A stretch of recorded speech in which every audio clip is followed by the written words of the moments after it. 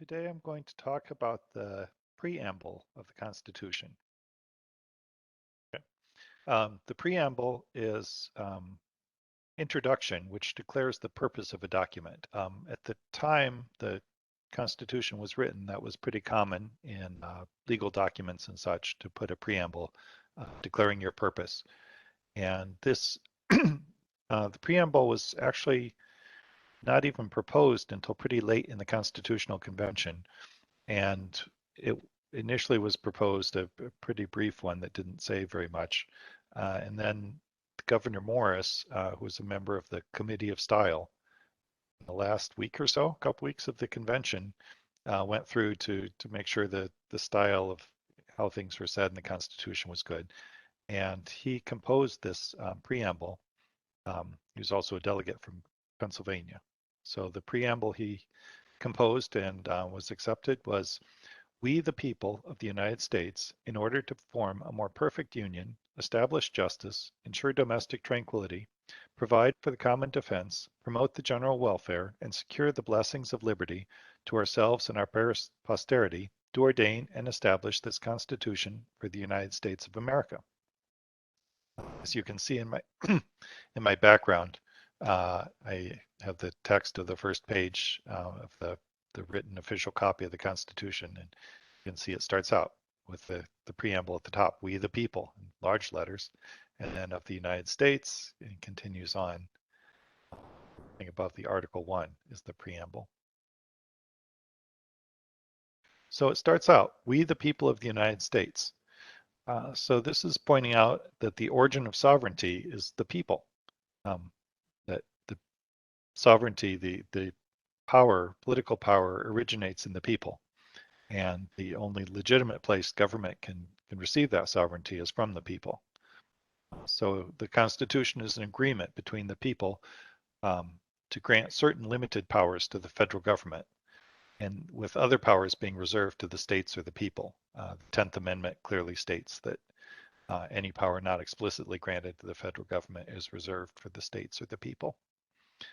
The Constitution was also ratified by conventions elected by the people in each of the states. So they said that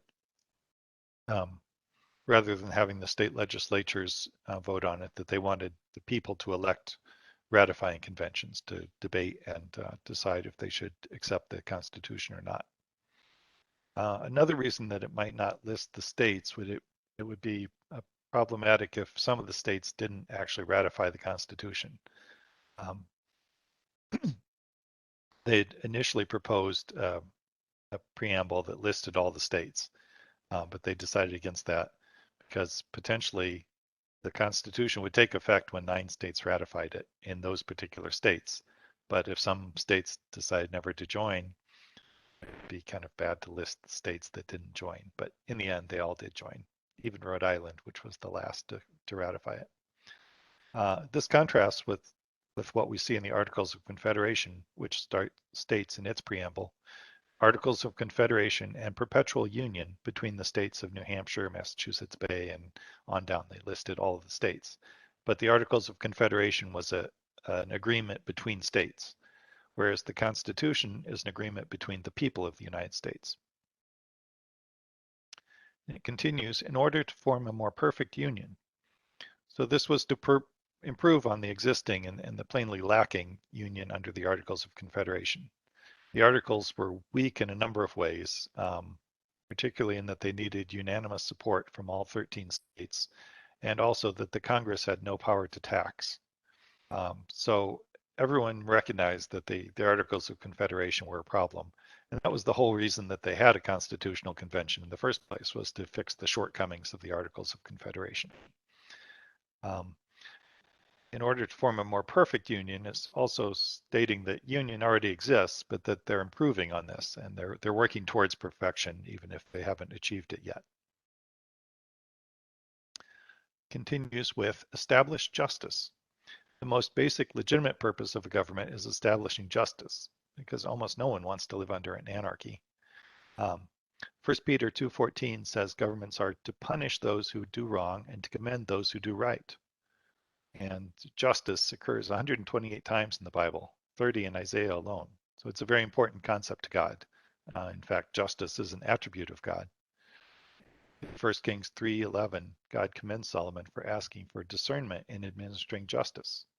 So because he asked wisely, God granted him that wisdom, wisdom in administering justice, as well as wealth and long life and many other blessings. But God commended him because Solomon saw that discernment in administering justice was most important for him as king. Another verse in Isaiah 42, 3 and 4, God's righteous servant is in faith says, or it says about God's righteous servant, in faithfulness he will bring forth justice. He will not falter or be discouraged till he establishes justice on the earth. And could go on to so many other verses, but we see that justice is incredibly important to God, and therefore it's also important for us. We continue with ensure domestic tranquility. Okay, so maybe this is a little more difficult to understand, but we have the phrase law and order. So law is the established justice part, and the order part is ensure domestic tranquility. In 1 Timothy 2, we see, pray for those in authority that they may live peaceful and quiet lives in all godliness and holiness. I like to live peaceful and quiet lives. That's a good thing. So that's why it says we should ensure domestic tranquility. In the Article 4, Section 4, it says Congress shall protect states against domestic violence when their legislatures request it, and to guarantee each state a Republican form of government.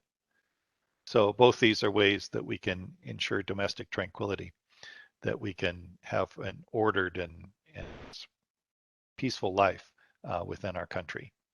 So Republican form of government gives us the ability to elect representatives that to represent us in government, and also that everyone exists under the law, that we're all subject to the law, not to the whim of the majority rule or to the whim of a king, but that we all have to abide by the same set of laws. In the early years of America, there were a number of rebellions that were put down peacefully. Shays' Rebellion occurred just the year before the Constitutional Convention took place. So they understood that it was important to have a peaceful setting within the country, and that people to be able to get along well together. The next phrase is provide for the common defense. So Article 4, Section 4 also says that it shall protect each of them against invasion, each of the states against invasion. So the national government has an obligation to protect each state against invasion. And one of the basic purposes of government is to protect people against foreign attacks. So this was the initial reason the colonies had banded together in the first place. They were fighting against the oppression of the British. And the framers realized that it was necessary to be able to defend the country, but they were also afraid that a standing army could be used against the people to curtail liberties. So there was a balancing act. They understood the need for defense, but also that there can be a threat from a standing army. So to help alleviate this threat, they had elected civilian leaders in charge of the army, and they also gave the people the right to keep and bear arms, which is the Second Amendment. Promote the general welfare. So before the Civil War, Congress and most of the presidents saw this as a restriction on any spending which did not benefit the nation as a whole. Well, we've come a long way away from that view, but for quite a while, both Congress and the president saw that general welfare meant the welfare, the good for the good of the entire nation, not for any one section or one small group, but spending needed to benefit the entire nation together. So even Alexander Hamilton, who was in favor of a stronger federal government, thought a constitutional amendment would be needed before the federal government could spend money on internal improvements, such as canals or dredging rivers and harbors and things like that. because that would only benefit a particular region. If you dredge Boston Harbor, it only benefits Boston. It doesn't benefit other colonies or other states. So they even things like that they saw as not being appropriate for the general welfare. Um, Monroe vetoed a bill because it would only benefit a certain area and not promote the general welfare. So this was a strongly held belief in the early days of our republic. Um, Today, we've moved far away from that, and now they're willing to spend money on almost anything and everything. Um, but if we had such restraint as this, our federal deficit would not be nearly so big. In fact, I think we wouldn't have a deficit or a debt. Um, and it also says government is to promote, not to provide. So promoting the general welfare says that we should have equal opportunities, equal justice under the law, and equal rights to pursue opportunities, but not equal outcomes. It's not saying everyone's guaranteed equal outcome, but we should have equal opportunities to pursue our freedoms. Um, it continues to secure the blessings of liberty to ourselves and our posterity. So this Constitution establishes law so that our God-given liberties can be exercised freely in a secure legal environment. Um, and it explicitly sets limits on government power, such as suspending the writ of habeas corpus against bills of attainder and ex post facto trials, ex post facto laws, trials by jury. So these are securing individual liberties. So it's not only securing liberty of states, but individuals. Every person has their liberties secured by this Constitution.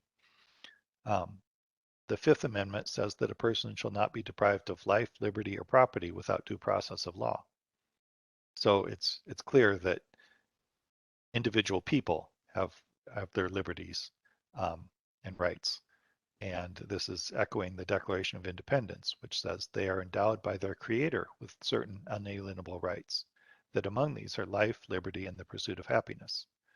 So we see that in both the Declaration and the Constitution, that individual liberties are a very important aspect that it's working hard to secure for each person within their country. And these blessings are gifts from God. Leviticus 25:10 says, "Proclaim liberty throughout the land to all its inhabitants." This is the verse that's inscribed on our Liberty Bell. And 2 Corinthians 3:17 says, "Where the Spirit of the Lord is, there is freedom." So we see that liberty and freedom are blessings from God. And so we want to secure these blessings. Our actual rights being given by God are not dependent on taking anything from someone else. So this is a good test of what's an actual right versus what people claim to be a right. Today, people claim many things to be rights, um, but real rights, by their definition, are given by God. So it doesn't require something to be taken from someone else to give us a real right that we have. For example, the freedom of speech.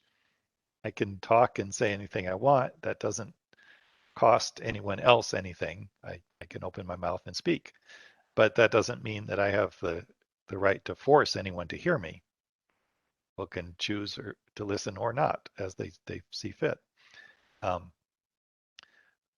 for example, or the freedom to worship God freely. That doesn't cost or impose on anyone else. That's my own right between me and God. Whereas things people often claim to be rights today, say the right to health care, well, that requires forcing or compelling in some way, a doctor to treat me, or someone to give money to pay a doctor to treat me, or with the right to housing, that requires someone to either give me a house, or requires compelling someone to build me a house, or compelling someone to give money to pay for a house for me to live in. So healthcare and housing and things are not rights in this sense. Um, it might be they're nice to have, but they're not rights. They're not given by God. That's compelling others to provide them for me. So if you have to compel someone to provide a service or to give money to provide a service or a good, that's not a right.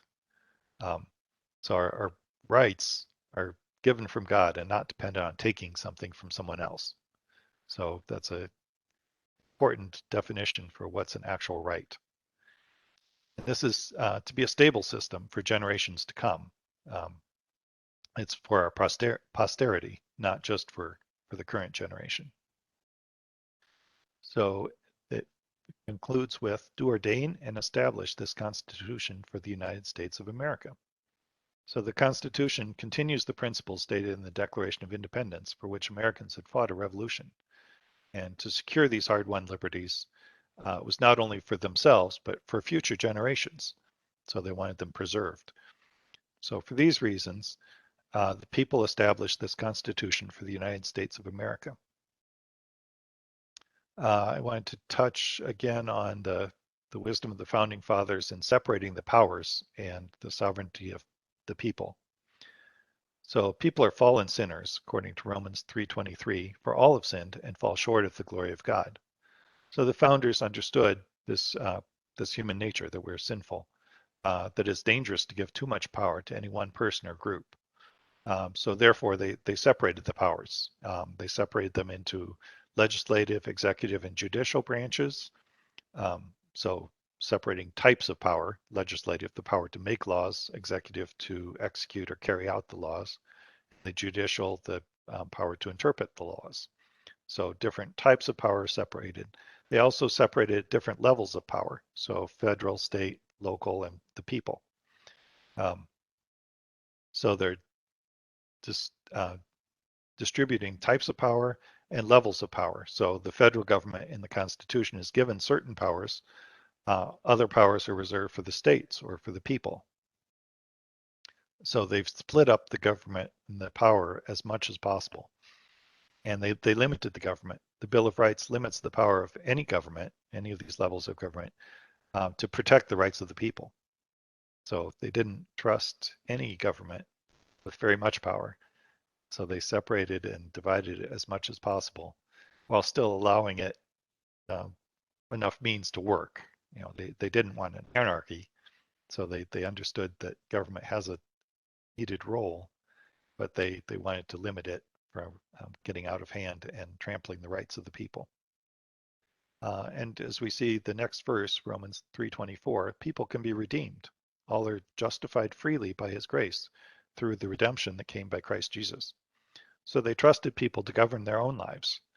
Because we're subject to God, they wanted people's lives to be ruled by God's laws, for people to voluntarily obey God. Therefore, they wouldn't have to have a large government um, their lives. And they trusted the people to have the sovereign power, as we see in the opening phrase of the Constitution, we the people. So the people are granting the sovereign power they have, some aspect of it, to the government to operate as a federal government, controlling certain aspects of our lives. Um, but also that the people have no direct means to exercise power. So even though the people are sovereign, they don't really trust the people entirely either. Um, So they give the people no direct means to exercise power. We can only exercise our sovereign power through elections, through our representatives. So that limits how the people can also exercise power. So our whole structure of government is limiting power, so that freedoms and liberties are not trampled. So now, as we read the preamble again, maybe we can have a more full understanding of what's behind these words. So we'll conclude with, we the people of the United States, in order to form a more perfect union, establish justice, ensure domestic tranquility, provide for the common defense, promote the general welfare, and secure the blessings of liberty to ourselves and our posterity, do ordain and establish this Constitution for the United States of America. Thank you.